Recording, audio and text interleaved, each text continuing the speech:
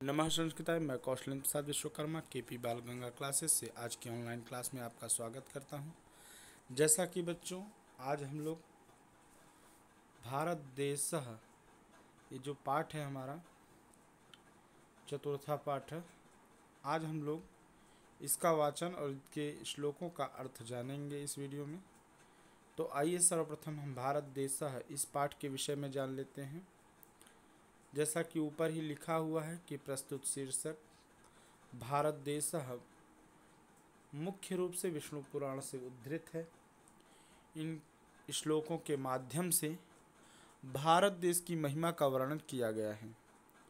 देवता भी इस आशय से गीत गाते हैं कि यह भारत की भूमि धन्य है और जो पुरुष इस भारत भूमि में जन्म लेते हैं वे भी धन्य हैं। स्वयं विष्णु भगवान समय समय पर मानव शरीर धारण कर इसी भारत भूमि में प्रकट होते रहे हैं। अतः देवता मोक्ष की कामना लेकर ईश्वर से प्रार्थना करते हैं कि भगवान, यदि हमारे कोई पुण्य बचे हों तो हमारी कामना भी पूरी करें। यदि स्वर्ग के सुखों को भोगते हुए हमारी भी कोई कामनाएं बची हों, कामना हमारी हो तो उसे आप पूरा करें। और कामना क्या है कि भारत भूमि में उनका भी जन्म हो। देवता भी ऐसा कहते हैं कि हमारे भी भारत भूमि में जन्म हो और भारत की भूमि में जन्म लेकर हम अपने भाग्य की सराहना करते हुए मोक्ष प्राप्त कर सकें। प्रस्तुत पाठ में यही प्रार्थना ईश्वर से की गई है। तो इसके लगभग सभी श्लोकों में देवतागण भारत देश की महिमा का गान करते हैं और गान करते हुए वो भी ईश्वर से मनुष्य बनकर इस भारत भूमि में जन्म लेना चाहते हैं ताकि उन्हें मनुष्य के समान भगवान या ईश्वर की भक्ति करके मोक्ष प्राप्त हो, इस कामना से वे प्रार्थना करते हैं।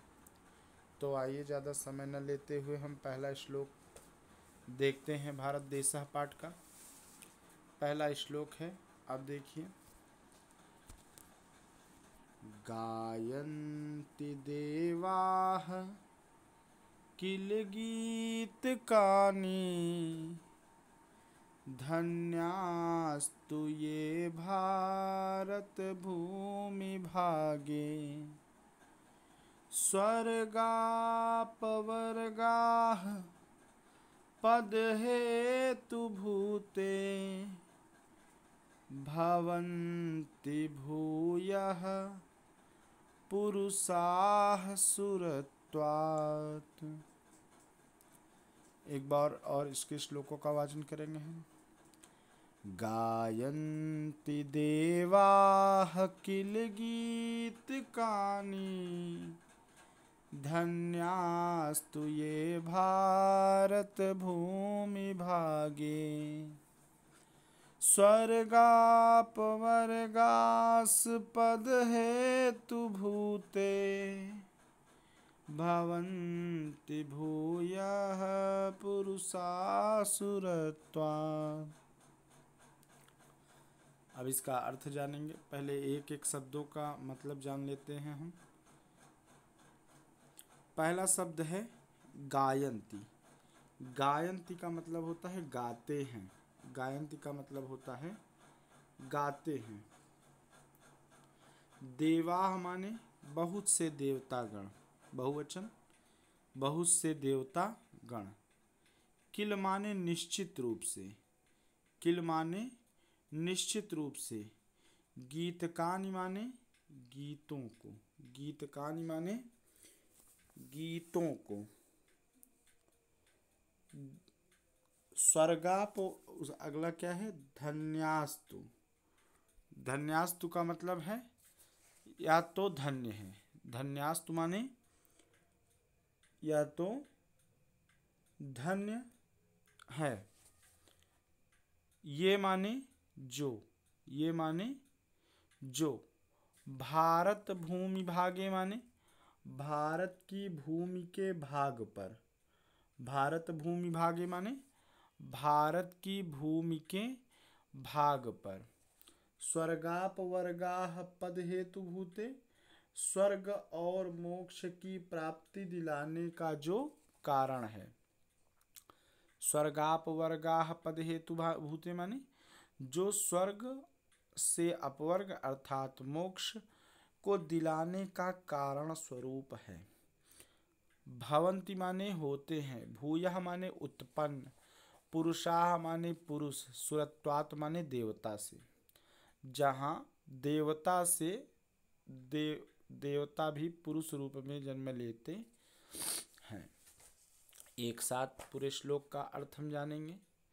देवतागण निश्चित रूप से गीत गाते हैं कि गायन्ति देवाः किल गीतकानि, निश्चित रूप से सभी देवतागण गीत गाते हैं कि धन्याः तु ये भारत भूमि भागे, कि जो यह भारत की भूमि का भाग है वह तो धन्य है।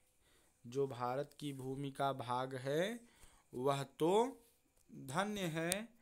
क्यों धन्य है?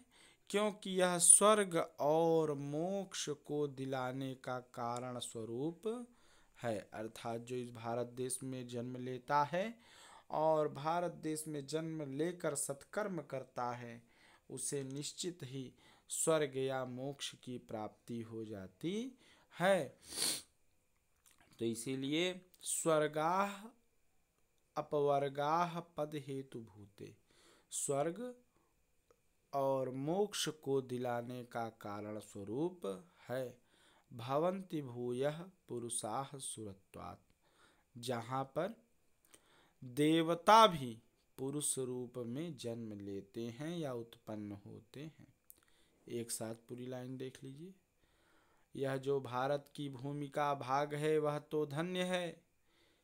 गायन्ति देवाः किल गीतकानि, देवतागण ऐसा निश्चित रूप से गीत गाते हैं। सभी देवतागण ऐसा निश्चित रूप से गीत गाते हैं कि यह जो भारत की भूमि का भाग है वह तो धन्य है, और यह जो भारत की भूमि का भाग है वह स्वर्ग और मोक्ष को दिलाने का कारण स्वरूप है, जहाँ देवता भी पुरुष रूप में उत्पन्न होते हैं। तो पहला श्लोक आपको अच्छे समझ में आ गया होगा। अब आइए हम दूसरा श्लोक देखते हैं। पहले एक एक शब्द। कर्माणि असंकल्पित तत्फलानि सन्न्यस्य विष्णु परमात्म भूते अवाप्यताम कर्म महीम अनंते तस्मिन् लयं ते त्वमलाः प्रयान्ति। अब इसका वाचन करेंगे। कर्माणि असंकल्पित तत्फलानि सन्न्यस्य विष्णौ परमात्मभूते अवाप्यतां कर्म महीमनन्ते तस्मिन् लयं ते त्वमलाः प्रयान्ति। कर्माणि असंकल्पित तत्फलानि सन्न्यस्य विष्णौ परमात्मभूते अवाप्यतां कर्म महीमनन्ते तस्मिन् लयं ते त्वमलाः प्रयान्ति। कर्माणि माने अपने कर्मों की, असंकल्पित तत्फलानि अर्थात असंकल्पित उसके फलों को, अपने कर्म के असंकल्पित उन फलों को, या ऐसा कहें असंकल्पित कर्म के उन फलों को। अब असंकल्पित क्या होता है? तो ऐसे कर्म जो बिना फल की इच्छा से किए गए हों, जो कर्म बिना फल की इच्छा से किए गए हों ऐसे कर्म असंकल्पित कर्म कहलाते हैं। समझ गए आप लोग? असंकल्पित कर्म किसे कहते हैं? जो कर्म बिना फल की इच्छा रखे हुए किए जाए वे कर्म असंकल्पित कर्म कहलाते हैं। असंकल्पित शब्द का अर्थ होता है इच्छा। असंकल्पित शब्द का क्या अर्थ है? इच्छा। तो ऐसे कर्म के फल जो बिना इच्छा से किए गए हों, ऐसे उन कर्मों को संन्यस्य विष्णु परमात्म भूते, उस परमात्मा स्वरूप भगवान विष्णु को समर्पित करके, बिना इच्छा से, बिना फल की इच्छा से किए गए उन कर्मों के फलों को उस परमात्मा स्वरूप भगवान विष्णु को समर्पित करके, उस परमात्मा स्वरूप भगवान विष्णु को समर्पित करके अवाप्यताम कर्म महीम अनंते, अवाप्य माने प्राप्त करके, अवाप्य माने प्राप्त करके, ताम, ताम माने उसे, ताम माने उसे, अवाप्य माने प्राप्त करके, ताम माने उसे, कर्म महीम अनंते, कर्म महीम माने कर्म भूमि भारत में, कर्म भूमि भारत में, अनंते माने उस अनंत स्वरूप परमात्मा में, अनंते माने उस अनंत स्वरूप परमात्मा में, तस्मिन लयम लीन हो जाना चाहते हैं या लीन हो जाते हैं।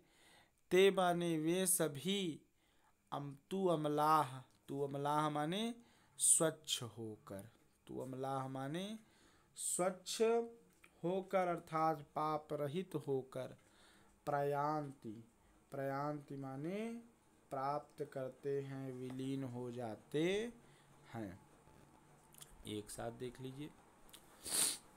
देवतागण भारत देश की महिमा का गान करते हुए कहते हैं कि, क्या कहते हैं? कर्माणि असंकल्पित तत्फलानि संन्यस्य विष्णु परमात्म भूते अवाप्यताम कर्म महीमनन्ते तस्मिन् लयं ते त्वमलाः प्रयान्ति।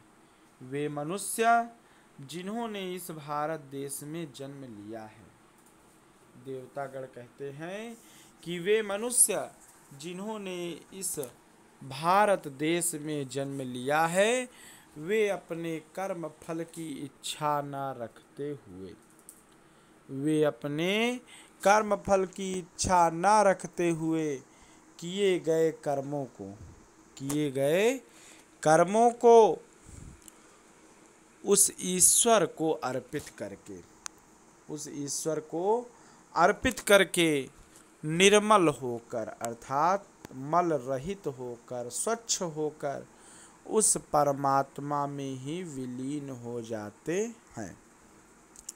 फिर से देखिए, वे मनुष्य जिन्होंने इस भारत देश में जन्म लिया है और बिना कर्म फल की इच्छा से किए हुए कर्मों को उस परमात्मा स्वरूप भगवान विष्णु को समर्पित करके निर्मल अर्थात पाप रहित होकर उस परमात्मा में ही विलीन हो जाते हैं।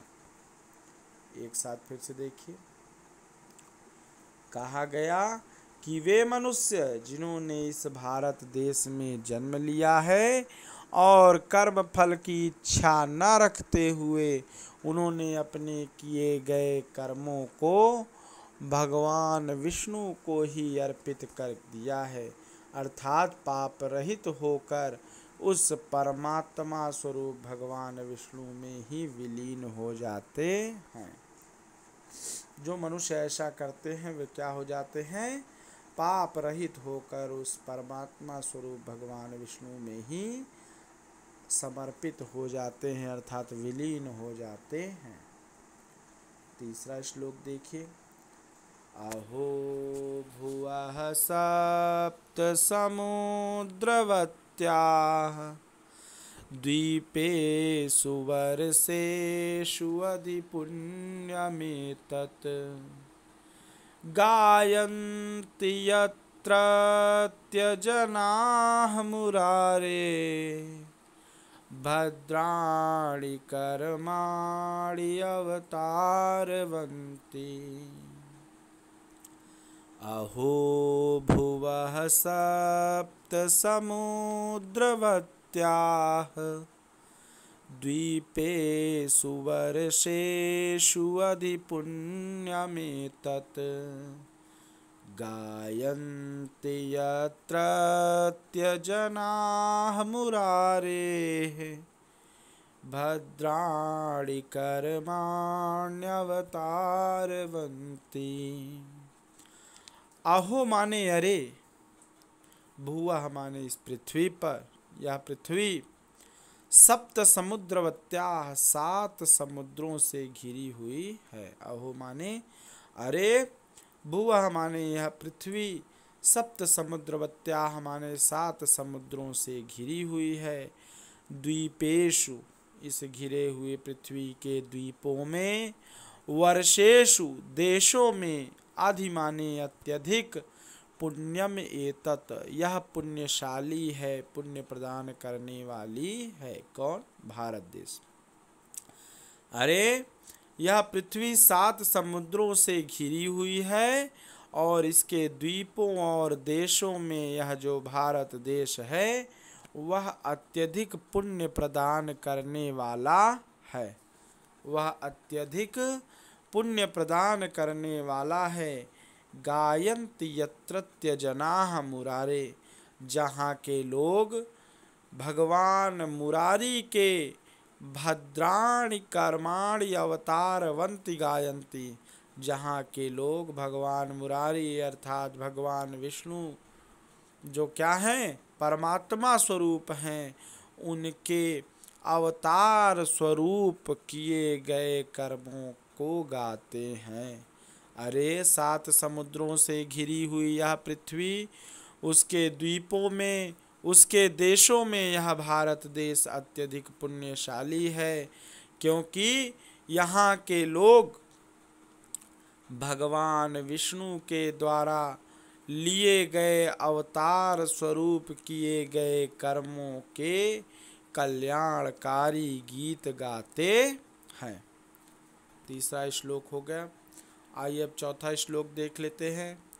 अहो अमीसां किमकारि शोभनं प्रसन्नेषां स्विदुत स्वयं हरिः यै जन्म लब्धं नृषु भारताजिरे मुकुन्द सेवोपायिकं स्पृहाहिनः अहो अमीसां किमकारि शोभनं प्रसन्नेषां स्विदुत स्वयं हरिः यै जन्म लब्धं नृषु भारताजिरे मुकुन्द सेवोपायिकं स्पृहाहिनः।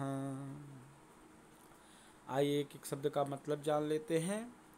अहो माने अरे, अमीशाम माने इन लोगों ने, अहो माने अरे, अमीशाम माने इन लोगों द्वारा, किम कार्य माने ऐसा कौन सा किया गया, शोभनम माने शुभ कर्म।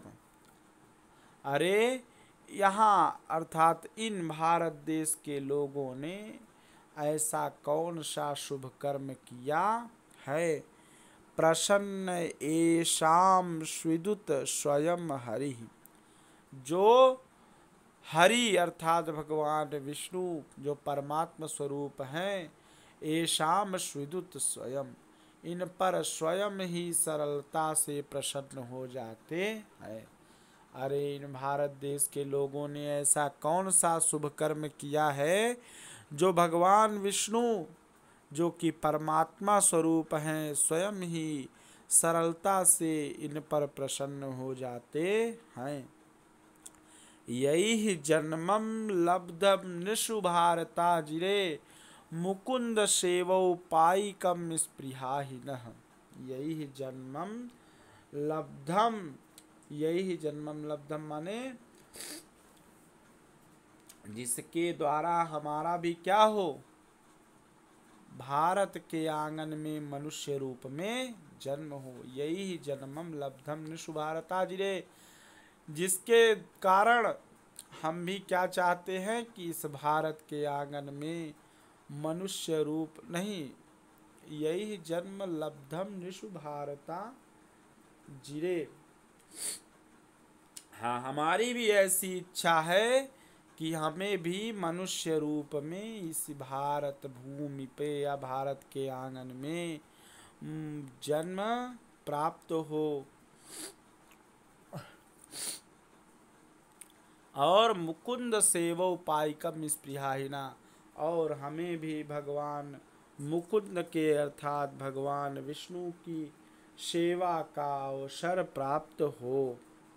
एक साथ देख लीजिए, देवतागण गीत गाते हुए किसके, भारत देश की महिमा का, भारत देश की महिमा का गान करते हुए कहते हैं कि जो इस भारत के आंगन में जन्म लिए हैं, इस भारत के आंगन में जन्म लिए हैं, उन्होंने ऐसा कौन सा शुभ कर्म किया है जो उन्हें भगवान विष्णु की सेवा का अवसर मिलता है।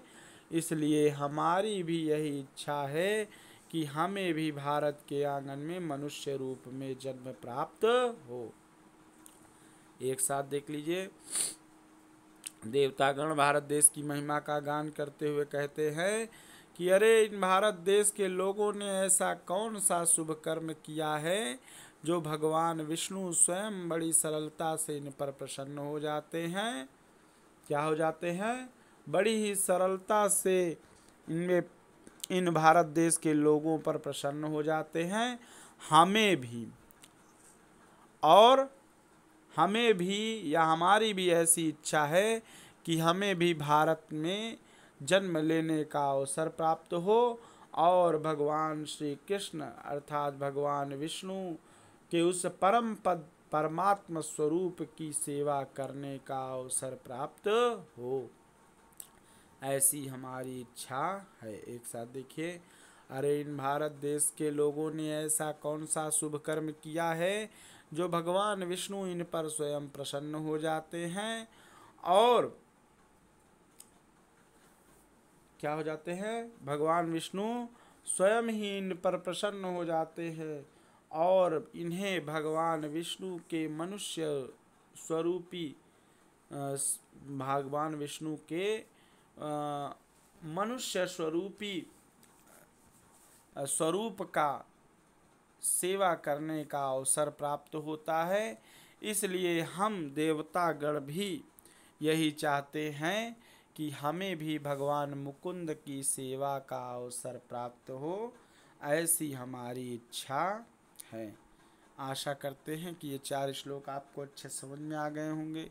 वीडियो ज़्यादा बड़ी हो जाएगी तो अपलोड होने में टाइम लगेगा। चलिए अगले भाग में हम 5 श्लोक से प्रारंभ करेंगे। इस वीडियो में 4 श्लोक ही हम पढ़ पाए हैं। आशा करते हैं कि आज के द्वारा पढ़ाया गया यह 4 श्लोक आपको अच्छे समझ में आया होगा। जहाँ न समझ में आया हो कमेंट अवश्य लिखें और हमसे पूछने का प्रयास करें। आशा करता हूँ क्लास आपको अच्छी लगी होगी। इसी के साथ आज की क्लास यहीं पे समाप्त होती है। शुभम संस्कृतम। और यदि चैनल अच्छा लगा हो तो चैनल को लाइक सब्सक्राइब अवश्य करें। इसी के साथ शुभम संस्कृतम। नमः संस्कृताय।